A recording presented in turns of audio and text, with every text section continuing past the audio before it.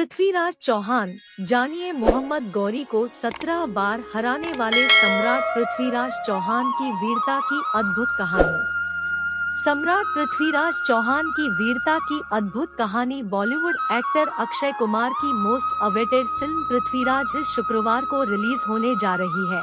इस फिल्म में सम्राट पृथ्वीराज चौहान की यशगाथा को दिखाने की कोशिश की गई है। हम आपको फिल्म आने से पहले सम्राट पृथ्वीराज चौहान की वीरता कहानियों बारे में बताने जा रहे हैं। आपको जानकर हैरानी होगी, आंख नहीं होने के बाद भी सम्राट पृथ्वीराज चौहान ने मोहम्मद गौरी को मार गिराया था। सम्राट पृथ्वीराज चौहान वंश के हिंदू क्षत्रिय राजा थे। उत्तर भारत में 12वीं सदी के उत्तरार्ध में उन्होंने अजमेर और दिल्ली पर राज किया था। सम्राट पृथ्वीराज चौहान का जन्म साल 1166 में अजमेर के राजा सोमेश्वर चौहान के घर हुआ था। गुजरात में जन्मे सम्राट पृथ्वीराज चौहान बचपन से ही प्रतिभा दिखाई देती थी। दिल्ली के राजा अनंगपाल द्वितीय की इकलौती बेटी कर्पूरी देवी पृथ्वीराज चौहान की मां थी। पिता की मृत्यु के बाद 13 साल की उम्र में ही उन्होंने अजमेर के राजगढ़ की गद्दी संभाल ली। बचपन में ही कुशल योद्धा रहे सम्राट पृथ्वीराज चौहान ने युद्ध के कई गुण सीख थे। बाल्यकाल में ही उनके अंदर योद्धा बनने के सभी गुण आ गए थे। दिल्ली के शासक और पृथ्वीराज चौहान के दादा अंगम ने पृथ्वीराज चौहान के साहस और बहादुरी की कहानियां सुनी तो बहुत प्रभावित हुए। इसके बाद उन्होंने पृथ्वीराज चौहान को दिल्ली के सिंहासन का उत्तराधिकारी बनाने का ऐलान कर दिया। पृथ्वीराज की एक कहानी प्रचलित है कि वह इतने शक्तिशाली थे कि एक बार बिना किसी हथियार के शेर को मार दिया था। सम्राट पृथ्वीराज चौहान की वीरता की अद्भुत कहानी। दिल्ली राज सिंहासन की गद्दी संभालने के बाद पृथ्वीराज चौहान ने किला राय पिथौरा को बनवाया था। उन्होंने सिर्फ 13 साल की उम्र में ही गुजरात के पराक्रमी शासक भीमदेव को युद्ध में हरा दिया था। पृथ्वीराज चौहान 6 भाषाएं जानते थे, जिनमें संस्कृत, प्राकृत, मागधी, पैशाची, शौरसेनी और अपभ्रंश भाषा शामिल है।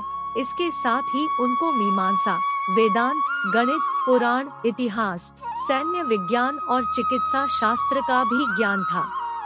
पृथ्वीराज चौहान की तरह ही उनकी सेना भी बलवान थी।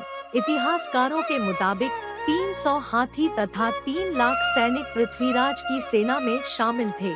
इनमें बड़ी संख्या में घुड़सवार भी शामिल थे। भारतीय इतिहास के सबसे प्रसिद्ध हिंदू राजपूत राजाओं में से एक पृथ्वीराज चौहान का राज्य राजस्थान और हरियाणा तक फैला था। साहसी और युद्ध कला में निपुण सम्राट पृथ्वीराज चौहान बचपन से ही तीर कमान और तलवारबाजी पसंद करते थे। पृथ्वीराज चौहान को कन्नौज के राजा जयचंद की बेटी संयोगिता से प्रेम हो गया था। इसके बाद वह संयोगिता को स्वयंवर से ही उठा ले गए और गंधर्व विवाह किया। हालांकि संयोगिता के पिता राजा जयचंद और पृथ्वीराज चौहान की आपस में नहीं बनती थी। शादी के लिए जयचंद राजी नहीं थे। संयोगिता को उठा ले जाने के बाद जयचंद ने पृथ्वीराज से दुश्मनी मान ली। सम्राट पृथ्वीराज चौहान की वीरता की अद्भुत कहानी।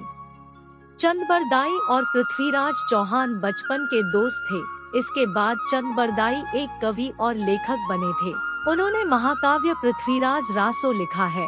प्रथम युद्ध में सन 1191 में मुस्लिम शासक सुल्तान मोहम्मद शहाबुद्दीन गौरी ने पृथ्वीराज चौहान को कई बार हराना चाहा, लेकिन उसको सफलता नहीं मिली। पृथ्वीराज चौहान ने युद्ध में मोहम्मद गौरी को 17 बार हराया। इसके अलावा वह इतने दरियादिली थे कि मोहम्मद गौरी को कई बार माफ कर दिया और छोड़ दिया। 18वीं बार मोहम्मद गौरी ने जयचंद की मदद ली और युद्ध में पृथ्वीराज चौहान को हरा दिया। इसके बाद उन्हें बंदी बना लिया और अपने साथ लेकर चला गया। पृथ्वीराज चौहान और चंदबरदाई दोनों को ही कैद कर लिया गया। मोहम्मद गौरी ने सजा के तौर पर पृथ्वीराज की आंखों को गर्म सलाखों। सम्राट पृथ्वीराज चौहान की वीरता की अद्भुत कहानी। मोहम्मद गौरी ने चंदबरदाई से पृथ्वीराज चौहान की अंतिम इच्छा पूछने के लिए कहा, क्योंकि चंदबरदाई और पृथ्वीराज आपस में मित्र थे। पृथ्वीराज चौहान शब्दभेदी बाण चलाने में माहिर थे। मोहम्मद गौरी को इस बात की जानकारी दी गई, जिसके बाद उसने कला प्रदर्शन के लिए इजाजत दे दी। पृथ्वीराज चौहान को जहां पर अपनी कला का प्रदर्शन करना था, वहां पर मोहम्मद गौरी भी मौजूद था।